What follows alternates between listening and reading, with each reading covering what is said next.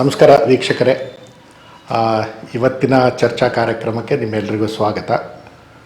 ಇವತ್ತು ನಾನು ಚರ್ಚೆಗೆ ಆಯ್ಕೆ ಮಾಡಿಕೊಂಡಿರ್ತಕ್ಕಂಥ ವಿಷಯ ಶಿಷ್ಟಾಚಾರ, ಇಂಗ್ಲೀಷ್ನಲ್ಲಿ ಪ್ರೋಟೋಕಾಲ್ ಅಂತ ಕರೀತಾರೆ. ಆದರೆ ಈ ಪದದ ಮೂಲ ಅರ್ಥವನ್ನು ಹುಡುಕೋದಕ್ಕೆ ಹೋದರೆ ಪ್ರೋಟೋಕಾಲ್ಗಿಂತನೂ ಮೊದಲು ಇದನ್ನು ಎಟಿಕ್ವೆಸಿ ಅನ್ನೋ ಪದದಿಂದ ನಾವು ಶಿಷ್ಟಾಚಾರ ಅನ್ನೋ ಪದವನ್ನು ಅಥವಾ ಈ ಪರಿಕಲ್ಪನೆಯನ್ನು ಕಂಡುಕೊಂಡಿದ್ದೀವಿ. 1700ರ ದಶಕದಲ್ಲೇ ಬೆಂಜಮಿನ್ ಫ್ರಾಂಕ್ಲಿನ್ ಅಂತಕ್ಕಂಥವರು ಮೊಟ್ಟಮೊದಲನೇ ಬಾರಿಗೆ ಈ ಪದವನ್ನು ಬಳಸ್ತಾರೆ. ಸಾರ್ವಜನಿಕ ಬದುಕಿನಲ್ಲಿ ಯಾವುದೇ ಒಬ್ಬ ವ್ಯಕ್ತಿಯಾಗಲಿ, ಅಧಿಕಾರಿ ಆಗಲಿ, ಚುನಾಯಿತ ಪ್ರತಿನಿಧಿ ಆಗಲಿ, ವೈಯಕ್ತಿಕ ಬದುಕನ್ನು ಬದಿಗೊತ್ತಿ ಸಾರ್ವಜನಿಕ ಬದುಕಿನಲ್ಲಿ ಬಂದಾಗ ಒಂದು ಶಿಷ್ಟ ಭಾಷೆಯನ್ನು, ಶಿಷ್ಟ ನಡವಳಿಕೆಯನ್ನು ರೂಢಿಸ್ಕೊಳ್ಬೇಕು. ಹಾಗೆ ಅಂಥೇಳಿ ಅವರು ಅದಕ್ಕೆ ಒಂದಷ್ಟು ಉದಾಹರಣೆಗಳನ್ನು ಕೂಡ ಕೊಡ್ತಾ ಹೋಗ್ತಾರೆ. ಅಲ್ಲಿಂದ ಪ್ರಾರಂಭ ಆಗಿರೋ ಈ ಶಿಷ್ಟಾಚಾರ ಅನ್ನೋ ಪದ ಇವತ್ತು ಪ್ರೋಟೋಕಾಲ್ ಅಂಥೇಳಿ ಆಡುಭಾಷೆಯಲ್ಲಿ ಪರಿವರ್ತನೆ ಆಗಿಬಿಟ್ಟಿದೆ. ಅದನ್ನು ಬಹಳ ಸೀಮಿತ ದೃಷ್ಟಿಯಿಂದ ನಾವು ನೋಡ್ತಾ ಇದ್ದೀವಿ. ಈ ಪ್ರೋಟೋಕಾಲ್ ಅಥವಾ ಶಿಷ್ಟಾಚಾರವನ್ನು ನಾವು ಪ್ರತಿನಿತ್ಯ ಎಲ್ಲಿ ನೋಡ್ತೀವಿ ಅಂತ ಹೇಳಿದ್ರೆ, ಚುನಾಯಿತ ಪ್ರತಿನಿಧಿಗಳು ಒಬ್ರಿಗೊಬ್ಬರು ಕಿತ್ತಾಡುವಾಗ, ಜಗಳ ಆಡುವಾಗ ಮಾತ್ರ ನೋಡ್ತಾ ಇದ್ದೀವಿ. ಅದೇ ಶಿಷ್ಟಾಚಾರ ಅಂದ್ಕೊಂಡ್ಬಿಟ್ಟಿದ್ದೀವಿ. ಅಂದರೆ ಒಬ್ಬ ಚುನಾಯಿತ ಪ್ರತಿನಿಧಿ ಒಂದು ಪಕ್ಷಕ್ಕೆ ಸೇರಿರ್ತಾನೆ ಮತ್ತು ಆ ಜಿಲ್ಲೆಯಲ್ಲಿ ಇತರೆ ಪಕ್ಷದವರು ಎಲೆಕ್ಟ್ ಆಗಿರ್ತಾರೆ. ನನ್ನ ಹೆಸರು ಹಾಕ್ಸಿಲ್ಲ ಅಂತ ಇವರು, ನಿನ್ನ ಹೆಸರು ಹಾಕ್ಸಿಲ್ಲ ಅಂತ ಇವರು, ಯಾರ ಹೆಸರು ಮೇಲೆ ಬರಬೇಕು, ಯಾರ ಅಧ್ಯಕ್ಷತೆಯಲ್ಲಿ ಇರಬೇಕು, ಯಾರ ಮುಖ್ಯ ಅತಿಥಿಗಳಾಗಬೇಕು, ಇದನ್ನೇ ಶಿಷ್ಟಾಚಾರ ಅಂಥೇಳಿ ನಾವು ಪುನಃ ಬಳಸ್ತಾ ಇದ್ದೀವಿ. ಅದು ಕೂಡ ಶಿಷ್ಟಾಚಾರವೇ. ಆದರೆ ಅದು ಸರ್ಕಾರದ ಮತ್ತು ಚುನಾಯಿತ ಪ್ರತಿನಿಧಿಗಳ ನಡವಳಿಕೆಗೆ ಸಂಬಂಧಪಟ್ಟಿರುವಂಥದ್ದು ಅಷ್ಟೇ, ಹೆಸರು ಹಾಕ್ಸೋದಕ್ಕಷ್ಟೇ.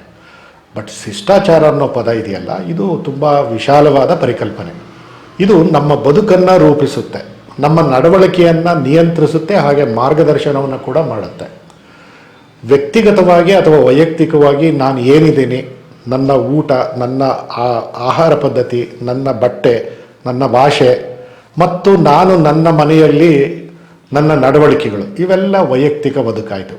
ಆದರೆ ನಾನು ಮನೆಯಿಂದ ಆಚೆಗೆ ಬಂದು ಬೀದಿಗೆ ಬಂದಾಗ, ರಸ್ತೆಗೆ ಬಂದಾಗ, ಸಾರ್ವಜನಿಕರ ಜೊತೆಗೆ ಪ್ರತಿನಿತ್ಯ ವ್ಯವಹರಿಸುವಾಗ, ನನ್ನ ಸಹೋದ್ಯೋಗಿಗಳ ಜೊತೆಗೆ ನಾನು ಮಾತನಾಡುವಾಗ, ವ್ಯವಹರಿಸುವಾಗ, ನನ್ನ ಮೇಲಧಿಕಾರಿಗಳ ಜೊತೆಗೆ ನಾನು ಬಳಸಬಹುದಾದ ಭಾಷೆ ಮತ್ತು ನನ್ನ ಕೆಳಗಡೆ ಕೆಲಸ ಮಾಡ್ತಕ್ಕಂತಹ ನೌಕರರಲ್ಲಿ ಅಥವಾ ಬೇರೆ ವ್ಯಕ್ತಿಗಳ ಜೊತೆಗೆ ನನ್ನ ನಡವಳಿಕೆ ಮತ್ತು ಒಬ್ಬ ಸಾರ್ವಜನಿಕ ಅಧಿಕಾರಿಯಾಗಿದ್ದಾಗ ನನ್ನ ಜೊತೆಗೆ ನನ್ನ ಹತ್ರ ಸೇವೆ ಪಡ್ಕೊಳ್ಳೋಕ್ಕೋಸ್ಕರನೇ ಬರ್ತಕ್ಕಂಥ ಶ್ರೀಸಾಮಾನ್ಯ ಅಥವಾ ಗ್ರಾಹಕರು, ಕ್ಲೈಂಟ್ಸ್ಗಳು, ಇನ್ಯಾರೇ ಇರ್ಬೋದು, ಇವರೆಲ್ಲರ ಜೊತೆಗೆ ಒಂದು ಭಾಷೆ ಇದೆ, ಒಂದು ನಡವಳಿಕೆ ಇದೆ ಮತ್ತು ನಾನು ಅವರಿಗೆ ಪ್ರತಿಕ್ರಿಯಿಸುವ ರೀತಿ ಕೂಡ ಇದೆ. ಇದೆಲ್ಲವನ್ನು ಶಿಷ್ಟಾಚಾರ ಅಂಥೇಳಿ ಹೇಳ್ತಾರೆ.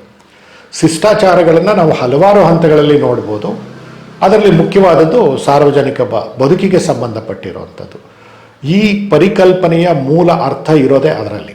ನಮ್ಮೆಲ್ಲರಿಗೂ ಕೂಡ ಒಂದಲ್ಲ ಒಂದು ರೀತಿಯ ಶಿಷ್ಟಾಚಾರಕ್ಕೆ ನಾವು ಬದ್ಧರಾಗಿರಬೇಕು, ಕಮಿಟ್ಮೆಂಟ್ ಇರಬೇಕು. ನಮಗೆ ಈ ಎಟಿಕ್ವೆಸ್ಸಿಗೆ ಒಂದು ಕಮಿಟ್ಮೆಂಟ್ ಇರಬೇಕು. ನಾನು ಯಾವುದಾದ್ರೂ ವಿಷಯವನ್ನು ಒಪ್ಪೋದಿಲ್ಲ ಅನ್ನೋದಾದರೆ ಅದನ್ನು ತಿರಸ್ಕಾರ ಮನೋಭಾವದಿಂದ ಅಥವಾ ಬಳಸಬಾರದ ಭಾಷೆಯಲ್ಲಿ ನಾನು ಅದನ್ನು ಇಲ್ಲ ಅಂತೇಳಿ ಸರ್ಕ್ಯಾಸ್ಟಿಕ್ ಆಗಿ, ಅಂದರೆ ಕಡ್ಡಿ ಮುರಿದೋ ರೀತಿಯಲ್ಲಿ ಹೇಳಬಾರ್ದು. ಇಲ್ಲ ಅನ್ನೋದನ್ನು ಹೇಳೋದಕ್ಕೂ ಕೂಡ ಒಂದು ಭಾಷೆ ಇದೆ. ಈ ಶಿಷ್ಟ ಭಾಷೆಯನ್ನು ಯಾರು ಚಾಚೂ ತಪ್ಪದೆ ಪಾಲಿಸ್ತಾರೆ ಅವರು ಶಿಷ್ಟಾಚಾರ ಬೇರೆಯವರಿಗೆ ಮಾದರಿಯಾಗಿರುತ್ತೆ. ಈ ಥರದ್ದು ಶಿಷ್ಟಾಚಾರಕ್ಕೆ ಸಂಬಂಧಪಟ್ಟಿರುವಂಥದ್ರಲ್ಲಿ ನಮ್ಮಲ್ಲಿ ಬಹಳ ಭ್ರಮೆಯಲ್ಲಿ ನಾವೆಲ್ಲರೂ ಒಳಗಾಗ್ಬಿಟ್ಟಿದ್ದೀವಿ.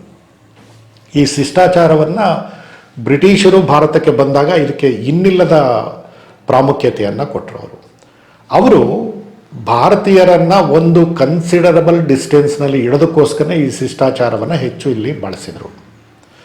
ತಾರತಮ್ಯವನ್ನು ಮಾಡಬೇಕು, ಡಿಸ್ಕ್ರಿಮಿನೇಟ್ ಮಾಡಬೇಕು, ನಿಮಗಿಂತ ನಾವು ತಿಳುವಳಿಕೆ ಉಳ್ಳವರು, ವಿದ್ಯಾವಂತರು, ಶಿಕ್ಷಿತರು, ಮತ್ತು ನಾವು ಇರೋದೇ ಆಳ್ವಿಕೆ ನಡೆಸೋದಕ್ಕೆ, ನಾವು ಆಡಳಿತಗಾರರು, ನೀವು ಆಳಿಸ್ಕೊಳ್ಳೋರು, ನೀವು ಗುಲಾಮರು, ನಮ್ಮ ಸೇವೆಗಾಗಿ ಇರ್ತಕ್ಕಂಥವ್ರು ಅನ್ನೋ ಅಧಿಕಾರ ಚಲಾಯಿಸೋದಕ್ಕೋಸ್ಕರನೇ ಶಿಷ್ಟಾಚಾರವನ್ನು ಎಲ್ಲ ಕಚೇರಿಗಳಲ್ಲಿ, ಸಾರ್ವಜನಿಕ ಬದುಕಿನಲ್ಲಿ, ನ್ಯಾಯಾಲಯದಲ್ಲಿ, ಅವರ ಆಡಳಿತ ಪದ್ಧತಿಯಲ್ಲಿ ಪ್ರತಿಯೊಂದರಲ್ಲೂ ತಂದುಬಿಟ್ರು. ಬ್ರಿಟಿಷರು ಹೋದರೂ ಕೂಡ ನಾವು ಆ ಶಿಷ್ಟಾಚಾರವನ್ನು ಇನ್ನೂ ಮತ್ತಷ್ಟು ಹೆಚ್ಚು ಕಠಿಣಗೊಳಿಸ್ಬಿಟ್ಟಿದ್ದೀವಿ. ಬದುಕು ಆಗೋ ರೀತಿಯಲ್ಲಿ ಶಿಷ್ಟಾಚಾರಗಳು ಇವತ್ತು ನಮ್ಮ ಸಾರ್ವಜನಿಕ ಬದುಕಿನಲ್ಲಿ ತಾಂಡವಾಡ್ತಾ ಇದ್ದಾವೆ. ಶಿಷ್ಟಾಚಾರ ಯಾವ ಮಟ್ಟಿಗೆ ಹೋಗಿದೆ ಅಂತ ಹೇಳಿದ್ರೆ, ಒಬ್ಬ VIP ಒಂದು ಬೀದಿಗೆ ಬರ್ತಾನೆ, ಒಂದು ತಾಲೂಕಿಗೆ ಬರ್ತಾನೆ, ಒಂದು ಗ್ರಾಮಕ್ಕೆ ಬರ್ತಾನೆ, ಒಂದು ಜಿಲ್ಲೆಗೆ ಬರ್ತಾನೆ ಅಂತ ಹೇಳಿದ್ರೆ ಆ ಇಡೀ ರೋಡನ್ನೇ ಶಿಷ್ಟಾಚಾರದ ಹೆಸರಿನಲ್ಲಿ ಝೀರೋ ಟ್ರಾಫಿಕ್ ಮಾಡುವಂತಹ ಕೆಟ್ಟ ಪದ್ಧತಿಗಳು ನಮ್ಮಲ್ಲಿ ತಾಂಡವಾಡ್ತಾ ಇದ್ದಾವೆ. ಎಷ್ಟೋ ಜನ ರೋಗಿಗಳಿರ್ತಾರೆ, ಜೀವನ್ಮರಣದ ನಡುವೆ ಹೋರಾಡ್ತಾ ಇರ್ತಾರೆ. ಆಂಬ್ಯುಲೆನ್ಸಿಗೆ ಶಿಷ್ಟಾಚಾರದ ಪ್ರಕಾರ ಮೊದಲು ಬಿಡಬೇಕು, ಅವರಿಗೆ ಝೀರೋ ಟ್ರಾಫಿಕ್ ಮಾಡಬೇಕು, ಅವರಿಗೆ ಟ್ರಾಫಿಕ್ ನಿಯಮಗಳು ಅನ್ವಯ ಆಗಲ್ಲ, ಎಲ್ರಿಗೂ ಗೊತ್ತಿರೋವಂಥದ್ದೇ. ಆಂಬ್ಯುಲೆನ್ಸ್ ಬರ್ತಾ ಇದೆ ಅಂತ ಹೇಳಿ ಕೆಲವರು ಟ್ರಾಫಿಕ್ನಲ್ಲಿ ಸೈಡಿಗೆ ತಗೊಂಡ್ರೆ ಉಳಿದವ್ರು ನುಗ್ತಾ ಇದ್ದಾರೆ. ಸೊ ಇವೆಲ್ಲ ಶಿಷ್ಟಾಚಾರದ ನಡವಳಿಕೆಯನ್ನು ನಿಯಂತ್ರಿಸ್ತಕ್ಕಂಥ ಕೆಲವು ಮಾದರಿಗಳು. ನನ್ನ ಬದುಕಿನಲ್ಲೇ ಶಿಷ್ಟಾಚಾರದ ಬಗ್ಗೆ ನನಗೂ ಒಂದು ತಪ್ಪು ಕಲ್ಪನೆ ಇತ್ತು. ಒಬ್ಬ ಯೂನಿವರ್ಸಿಟಿ ವೈಸ್ ಚಾನ್ಸಲರ್ನ ಮೀಟ್ ಮಾಡಬೇಕಾದ್ರೆ ಅಪಾಯಿಂಟ್ಮೆಂಟ್ ತೊಗೋಬೇಕು, ಅವರು ಹೇಳಿದ ದಿನ ಅವ್ರ ಮನೆಗೆ ಅವ್ರ ಆಫೀಸಿಗೆ ಹೋಗಿ, ಈ ಥರದ್ದೆಲ್ಲ ನಮ್ಮಲ್ಲಿ ನಾವು ರೂಢಿಸ್ಕೊಂಬಂದ್ಬಿಟ್ಟಿದೆ. ಕಾಲೇಜಿನಲ್ಲಿ ಒಬ್ಬ ಪ್ರಿನ್ಸಿಪಾಲ್ನ ಮೀಟ್ ಮಾಡಬೇಕು ಅಂದರೆ ಅಪಾಯಿಂಟ್ಮೆಂಟ್ ತೊಗೋಬೇಕು, ಆ ಗೇಟ್ ಕೀಪರಿಗೆ ಕೇಳಬೇಕು, ಏನಪ್ಪ ಸಾಹೇಬ್ರು ಇದ್ದಾರಾ ಇಲ್ವಾ, ಅವ್ರ ಮೂಡ್ ಹೇಗಿದೆ, ಇದೆಲ್ಲ ಕೇಳ್ಕೊಂಡು ಒಳಗೆ ಹೋಗೋಂಥ ಪದ್ಧತಿ ನಮ್ಮಲ್ಲಿ ತಾಂಡವಾಡ್ತಾ ಇದೆ. ವಿದೇಶದಲ್ಲಿ ಬೆಲ್ಜಿಯಂನಲ್ಲಿ ಒಂದು ಯೂನಿವರ್ಸಿಟಿಗೆ ನಾನು ಹೋಗಬೇಕಿತ್ತು. ಕ್ಯಾಥಲಿಕ್ ಯೂನಿವರ್ಸಿಟಿ ಆಫ್ ಲೀವೆನ್, ಅದು ಆಂಟ್ವರ್ಪನ್ ಸಿಟಿ ಹತ್ತಿರ ಬರುತ್ತೆ. ಅಲ್ಲಿ ಹೋಗೋಕ್ಕಿಂತ ಮೊದಲು ನಾನು ಡೈರೆಕ್ಟ್ರ್ ಒಳಗೆ ನೋಡಿದಾಗ ಅಲ್ಲಿ ವೈಸ್ ಚಾನ್ಸಲರ್ ಹೆಸರು ಇತ್ತು. ಅವ್ರಿಗೆ ಫೋನ್ ಮಾಡಿದೆ. ಯಾರೋ PA ತಗೊಳ್ತಾರೆ, ಅಪಾಯಿಂಟ್ಮೆಂಟ್ ಕೊಡ್ತಾರೆ ಶಿಷ್ಟಾಚಾರದ ಪ್ರಕಾರ ಅಂತ ನಾನು ಅಂದ್ಕೊಂಡೆ. ಅವರೇ ಫೋನ್ ಎತ್ಕೊಂಡಿದ್ದಾರೆ. ಮಾತಾಡಿದ್ವಿ, ನೀವು ಎಷ್ಟೊತ್ತಿಗೆ? ನನಗೆ 5 ಗಂಟೆವರೆಗೂ ಆಫೀಸ್ ಇದೆ, 5 ಗಂಟೆ ಮೇಲೆ ನೀವು ಯಾವಾಗಾರ ಬನ್ನಿ, ನಾನು ಫ್ರೀ ಇರ್ತೀನಿ. ಸರ್, ನಾನು ನಿಮ್ಮನ್ನು ನೋಡಿಲ್ಲ, ನಾನು ಎಲ್ಲಿ ಬರಬೇಕು? ಡೋಂಟ್ ವರಿ, ಸೀದಾ ಲೈಬ್ರರಿಗೆ ಬನ್ನಿ, ಲೈಬ್ರರಿ ಎಂಟ್ರೆನ್ಸ್ನಲ್ಲಿ ನಾನು ಕಾಯ್ತಿರ್ತೀನಿ, ನೀವು ಮೊದಲೇ ಬಂದರೆ ನೀವು ಕಾಯಿ. ಅಪ್ಪ, ವೈಸ್ ಚಾನ್ಸಲರ್ ಈ ಥರ ಹೇಳ್ತಾರಲ್ಲ, ನನಗೆ ಇನ್ನಿಲ್ಲದಷ್ಟು ಖುಷಿ ಆಯಿತು. ಮತ್ತು ನಮ್ಮ ದೇಶದಲ್ಲಿ, ನಮ್ಮ ರಾಜ್ಯದಲ್ಲಿ ನಾನು ಕೆಲಸ ಮಾಡ್ತಕ್ಕಂಥ ಜಾಗದನ್ನು ಪರಿಸ್ಥಿತಿ ನೋಡ್ಕೊಂಡು ಸ್ವಲ್ಪ ಕುಗ್ಗಿ ಹೋಗ್ಬಿಟ್ಟೆ. ಅಳಕಿನಿಂದ ಅಂಜ್ಕೊಂತ ಅಲ್ಲಿ ಹೋದರೆ ಅವ್ರು ಕಾಯ್ತಾ ಇದ್ದಾರೆ ನನಗಿನ್ನ ಮೊದಲು. ಆಮೇಲೆ ನೋಡಿದರೆ ಅವರು ವೈಸ್ ಚಾನ್ಸಲರು ಅಲ್ಲ, ವೈಸ್ ಚಾನ್ಸಲರ್ ಪೋಸ್ಟ್ನಿಂದ ಅಲ್ಲಿ ಸರ್ಕಾರ ಅವ್ರನ್ನ ಕಂಪ್ನಿ ಅಫೇರ್ಸ್ ಲಾ ಮಿನಿಸ್ಟರ್ ಆಗಿ ಆಯ್ಕೆ ಮಾಡಿದೆ. He is no more a professor of criminology, ಮತ್ತು ವೈಸ್ ಚಾನ್ಸಲರು ಅಲ್ಲ, ಅದಕ್ಕಿಂತ ಮೀರಿದ ಹುದ್ದೆಯಲ್ಲಿದ್ದಾರೆ, ಕಾಯ್ತಾ ಇದ್ದಾರೆ. ಅವರ ಹಿಂದೆ ಸೆಕ್ರೆಟರಿಗಳು ಫೈಲ್ ಹಿಡ್ಕೊಂಡು ಆಚೆ ಕಾಯ್ತಿದ್ದಾರೆ, ಇವರು ನನಗೆ ಕಾಯ್ತಾ ಇದ್ದಾರೆ. ಸೊ ಶಿಷ್ಟಾಚಾರ ಅನ್ನೋದನ್ನು ಈ ಬ್ರಿಟಿಷರಿಂದ ಕಲ್ತಿರೋ ನಾವು ಇದನ್ನು ನೋಡಿದಾಗ ಎಷ್ಟು ಬದಲಾವಣೆ ಬರಬೇಕು. ಶಿಷ್ಟಾಚಾರ ಅಂದರೆ ಯಾವುದು? ಒಬ್ಬ ವಿದೇಶದಿಂದ ಒಬ್ಬ ಉಪನ್ಯಾಸಕ ಬಂದು ನನ್ನನ್ನು ಮೀಟ್ ಮಾಡೋಕ್ಕೆ ಬರ್ತಾ ಇದ್ದಾನೆ ಅನ್ನೋ ಕಾರಣಕ್ಕೇನೆ ಅವರು ತಮ್ಮ ಎಲ್ಲ ಕೆಲಸಗಳನ್ನು ಬದಿಗೊತ್ತಿ ನನ್ನನ್ನು ಸ್ವಾಗತಿಸಿದ್ದು, ನನ್ನನ್ನು ಮೀಟ್ ಮಾಡಿದ್ದು. ಸುಮಾರು 1 ಗಂಟೆಗಳ ಕಾಲ ನಾವಿಬ್ಬರು ಅಕಾಡೆಮಿಕ್ ಆಗಿ ಡಿಸ್ಕಸ್ ಮಾಡಿರೋದು. ಈ ಥರದ್ದು ನಮ್ಮಲ್ಲಿ ಸಾಧ್ಯವಾ? ಇದನ್ನು ನಾವು ಯಾರಿಂದ ಈ ಶಿಷ್ಟಾಚಾರವನ್ನು ಕಲ್ತ್ವಿ? ಯಾಕಾಗಿ ಇದನ್ನು ಇಟ್ಕೊಂಡಿದ್ದೀವಿ? ಒಂದು ರೀತಿ ಡಾಂಬಿಕವಾಗಿ ಒಣ ಪ್ರತಿಷ್ಠೆಯ ಸಂಕೇತವಾಗಿ ನಾವು ಶಿಷ್ಟಾಚಾರವನ್ನು ನಮ್ಮ ಸಾರ್ವಜನಿಕ ಬದುಕಿನಲ್ಲಿ ನಾವು ಇಟ್ಕೊಂಡಿದ್ದೀವಿ. ಇದೆಲ್ಲ ಹೊರಟೋಗಬೇಕು. ಬ್ರಿಟಿಷರು ಮಾಡಿಟ್ಟು ಹೋಗಿರತಕ್ಕಂಥ ಈ ಪ್ರೋಟೋಕಾಲ್ ಅಥವಾ ಇದನ್ನೆಲ್ಲ ತೆಗೆದುಬಿಟ್ಟು ಪ್ರೋಟೋಕಾಲ್ನ ಮೂಲ ಸ್ವರೂಪವಾಗಿರೋ ಎಟಿಕ್ವೆಸಿ ಅಂದರೆ ನಡವಳಿಕೆಗೆ ಸಂಬಂಧಪಟ್ಟಿರೋದು, ನಡತೆಗೆ ಸಂಬಂಧಪಟ್ಟಿರೋದು, ಶಿಷ್ಟಾಚಾರವನ್ನು ಶಿಷ್ಟ ರೀತಿಯಲ್ಲಿ ಇರೋದನ್ನು ತೋರಿಸೋದು ಎಟಿಕ್ವೆಸಿ. ಅದನ್ನು ನಾವು ಮೂಲಾರ್ಥವನ್ನು ಬಿಟ್ಟು ಅಧಿಕಾರದ ಮೇಲಿಗೆ ಅಥವಾ ನಾನು ಬೇರೆಯವ್ರಿಗಿನ್ನ ಭಿನ್ನ, ನಾನು ದೊಡ್ಡವನು, ಎಲ್ಲರೂ ನನ್ನ ಸೇವಕರು, ನನ್ನ ಗುಲಾಮರು ಅನ್ನೋ ರೀತಿಯಲ್ಲಿ ಶಿಷ್ಟಾಚಾರವನ್ನು ಇವತ್ತು ಕೆಲವರು ಬಳಸ್ತಾ ಇದ್ದಾರೆ. ವಿಶೇಷವಾಗಿ ಕೆಲವು ರಾಜಕಾರಣಿಗಳು ಇದನ್ನು ಬಳಸ್ತಾ ಇದ್ದಾರೆ. ಇದು ಹೊರಟೋಗಬೇಕು. ಇದು ನಮ್ಮ ನಡುವೆ ಗೋಡೆಗಳನ್ನು ಕಟ್ಟೋದಕ್ಕೋಸ್ಕರ ಈ ಶಿಷ್ಟಾಚಾರಗಳನ್ನು ಮಾಡಿಕೊಂಡಾಗಿದೆ.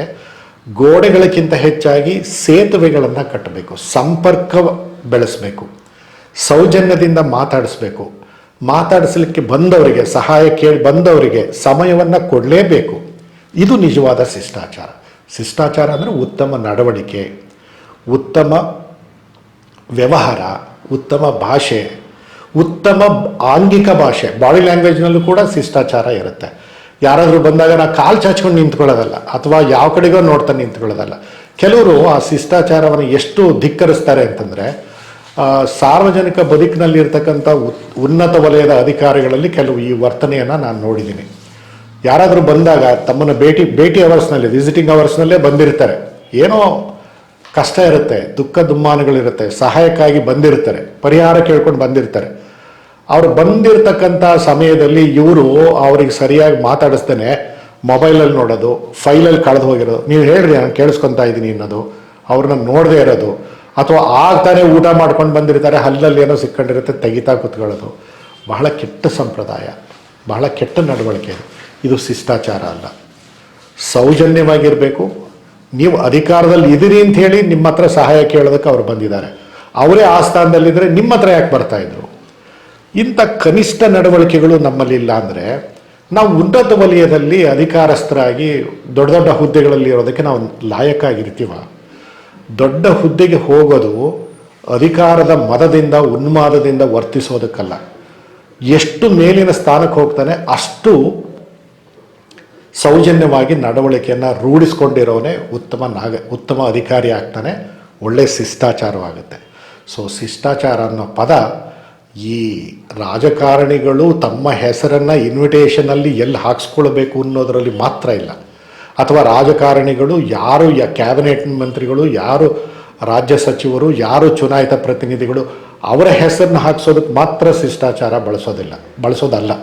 ಮತ್ತು ಇನ್ನೂ ಒಂದು ಹೆಜ್ಜೆ ಮುಂದೆ ಹೋಗಿಬಿಟ್ಟಿದ್ದಾರೆ. ಇವತ್ತಿನ ರಾಜಕೀಯ ಆಡಳಿತ ವ್ಯವಸ್ಥೆ ಎಷ್ಟೊಂದು ಕನಿಷ್ಠ ಮಟ್ಟದಲ್ಲಿದೆ ಅಂತ ಹೇಳಿದ್ರೆ ಒಂದೊಂದು ಸಾರಿ ಮುಜುಗರ ಆಗುತ್ತೆ. ಒಬ್ಬ ಚುನಾಯಿತ ಪ್ರತಿನಿಧಿ ಮಾಡಬಾರದ ತಪ್ಪನ್ನು ಮಾಡಿ ಅಪರಾಧ ಮಾಡಿ ಜೈಲಿಗೆ ಹೋಗಿರ್ತಾನೆ, ಅವನಿಗೆ ಬೇಲ್ ಕೂಡ ನಿರಾಕರಿಸಿರುತ್ತೆ, ಅವನ ಹೆಸರು ಮಾತ್ರ ಹಾಕಲೇಬೇಕಂತೆ. ಹಾಕದೆ ಹೋದರೆ ಅವನ ಬೆಂಬಲಿಗರು ಬೊಬ್ಬೆ ಇಡ್ತಾರೆ. ಯಾವ ಪುರುಷಾರ್ಥಕ್ಕೆ ಜೈಲಿನಲ್ಲಿರೋ ಒಬ್ಬ ರಾಜಕಾರಣಿಯ ಹೆಸರನ್ನ ನಾವು ಜಿಲ್ಲಾಡಳಿತದಲ್ಲಿ, ರಾಜ್ಯಾಡಳಿತದಲ್ಲಿ, ಉತ್ಸವದಲ್ಲಿ, ನಾಡ ಹಬ್ಬದಲ್ಲಿ ಅವನ ಹೆಸರು ಇರಬೇಕು ಅಂತ ಅವನ ಬೆಂಬಲಿಗರು ಅಥವಾ ಅವರು ಯಾಕೆ ಹೋರಾಡ್ತಾರೆ? ಹೆಸರಿಗೋಸ್ಕರನೇ ಹೋರಾಡೋದು ಶಿಷ್ಟಾಚಾರ ಅಲ್ಲ. ಪ್ರೋಟೋಕಾಲ್ನಲ್ಲಿ ಅವರೇನು ಅಪರಾಧಿಗಳ? ಕೋರ್ಟ್ ಹೇಳ್ಬಿಟ್ಟಿದೆಯಾ? ಇನ್ನೂ ಆರೋಪಿಗಳವರು, ಬೇಲ್ ಇವತ್ತಲ್ಲ ನಾಳೆ ಈ ಥರ ಉದ್ದಟತನದಿಂದ ಅಥವಾ ಬಹಳ ಒರಟು ಭಾಷೆಯನ್ನು ಬಳಸಿ ಮಾಡೋದು ಎಷ್ಟು ಮಟ್ಟಿಗೆ ಸರಿ? ಮತ್ತು ಎಲ್ಲರ ಹೆಸರು ಅದರಲ್ಲಿ ಹಾಕಿಸ್ಬೇಕು ಅಂತ ಏನಿದೆ? ಯಾವ ಉತ್ಸವ, ಯಾವ ನಾಡ ಹಬ್ಬ, ಯಾವ ರಾಷ್ಟ್ರೀಯ ಹಬ್ಬಗಳನ್ನು ಆಚರಿಸಬೇಕಾದ್ರೆ ಆ ಜಿಲ್ಲೆಯ ಅಥವಾ ಆ ಉತ್ಸವದ ಸಂಘಟಕರ ಒಬ್ಬರ ಹೆಸರಿದ್ದು ಉಳಿದವರೆಲ್ಲ ಬಂದರೆ ಸಾಕು. ಉದಾಹರಣೆಗೆ ಒಂದು ವಿಶ್ವವಿದ್ಯಾಲಯದಲ್ಲಿ ಈ ಥರದ ಕಾರ್ಯಕ್ರಮ ನಡೀತದೆ.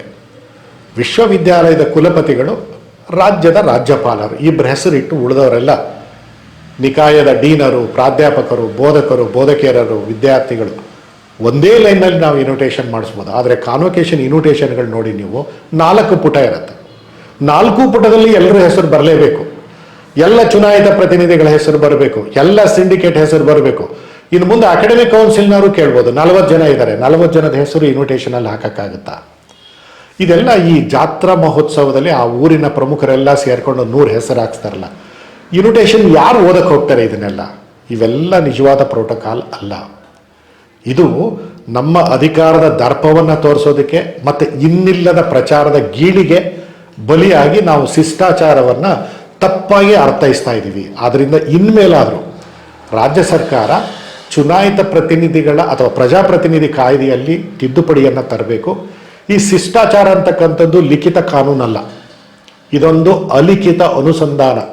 ಇಟ್ ಈಸ್ ಅನ್ರಿಟನ್ ಕಮಿಟ್ಮೆಂಟ್, ಒಂದು ಒಪ್ಪಂದ ನಾವು ಮಾಡ್ಕೊಂಡಿರೋದು ಸಾರ್ವಜನಿಕ ಬದುಕಿನಲ್ಲಿ. ಇದನ್ನು ಉಲ್ಲಂಘಿಸಿದರೆ ಇದು ಅಪರಾಧವಾ? ಇದನ್ನು ಯಾರಾದರೂ ನ್ಯಾಯಾಲಯದಲ್ಲಿ ಪ್ರಶ್ನೆ ಮಾಡ್ಬೋದಾ? ಖಂಡಿತ ಇಲ್ಲ. ಮತ್ತು ಅಷ್ಟೆಲ್ಲ ಲೀಗಲ್ ಸ್ಯಾಂಕ್ಟಿಟಿ ಇಲ್ಲದೆ ಇರೋ ಈ ಪದಕ್ಕೆ, ಈ ಪರಿಕಲ್ಪನೆಗೆ ಯಾಕೆ ಇಷ್ಟೊಂದು ಜಗಳಗಳಾಗ್ತವೆ? ಎಷ್ಟೋ ಕಡೆ ಹೊಡೆದಾಟಗಳಾಗಿ 144 ಸೆಕ್ಷನ್ ನಿಷೇಧಾಜ್ಞೆ ಬಂದ್ಬಿಟ್ಟಿದೆ, ಕರ್ಫ್ಯೂ ವಿಧಿಸಲಾಗಿದೆ. ನನ್ನ ಹೆಸರಿಲ್ಲ, ನಿನ್ನ ಹೆಸರಿಲ್ಲ. ಇನ್ವಿಟೇಷನಲ್ಲಿ ಹೆಸರು ಹಾಕೋದನ್ನೇ ಶಿಷ್ಟಾಚಾರ ಅಂತ ಯಾರು ಇವರಿಗೆ ಹೇಳಿದಾರೋ ಗೊತ್ತಿಲ್ಲ. ಸೊ ಇದಕ್ಕೆ ಸಂಬಂಧಪಟ್ಟಿರ್ತಕ್ಕಂಥ ರಾಜ್ಯ ಸರ್ಕಾರ ಮತ್ತು ಕೇಂದ್ರ ಸರ್ಕಾರ ಶಿಷ್ಟಾಚಾರದ ಪರಿಭಾಷೆಯನ್ನು, ಪರಿಕಲ್ಪನೆಯನ್ನು ಮರು ವ್ಯಾಖ್ಯಾನ ಮಾಡುವ ದಿನಗಳು ಬಂದಿವೆ. We have to redefine the protocol, the so called protocol. ಮತ್ತು ಆ ಪ್ರೋಟೋಕಾಲನ್ನು ಪದವನ್ನು ರೀಪ್ಲೇಸ್ ಮಾಡಿ ಎಟಿಕ್ವೆಸಿ ಅನ್ನೋದು ತರಬೇಕು. ಅಂದರೆ ಉತ್ತಮ ನಡವಳಿಕೆ, ಶಿಷ್ಟ ನಡವಳಿಕೆ ಅನ್ನೋದನ್ನು ತರಬೇಕು. ಶಿಷ್ಟಾಚಾರ ಅನ್ನೋ ಈ ಬಹಳ ಅಪಾರ್ಥಕ್ಕೆ ಈಡಾಗಿರ್ತಕ್ಕಂಥ ಪದದ ಬಳಕೆ ನಿಲ್ಲಬೇಕು. ಮತ್ತು ಈ ಥರದ ಮೇಲೋಟಕ್ಕಾಗಿ, ಹೆಸರಿಗಾಗಿ ಗುದ್ದಾಡುವ ಸಂಪ್ರದಾಯ ನಿಲ್ಲಬೇಕು. ಸರಳವಾಗಿ, ಸೌಜನ್ಯವಾಗಿ, ಆಡಳಿತಕ್ಕೆ ಅನುಕೂಲವಾಗೋ ರೀತಿಯಲ್ಲಿ ವರ್ತನೆಯನ್ನು ರೂಢಿಸ್ಕೋಬೇಕು. ಅದು ಮಾತ್ರ ಶಿಷ್ಟಾಚಾರವಾಗುತ್ತೆ ಅಂತ ಹೇಳ್ತಾ ಮುಂದಿನ ಸಂಚಿಕೆವರೆಗೂ ನನ್ನ ಈ ಪುಟ್ಟ ಉಪನ್ಯಾಸಕ್ಕೆ ವಿರಾಮವನ್ನು ಹೇಳೋಣ. ಎಲ್ರಿಗೂ ನಮಸ್ಕಾರ.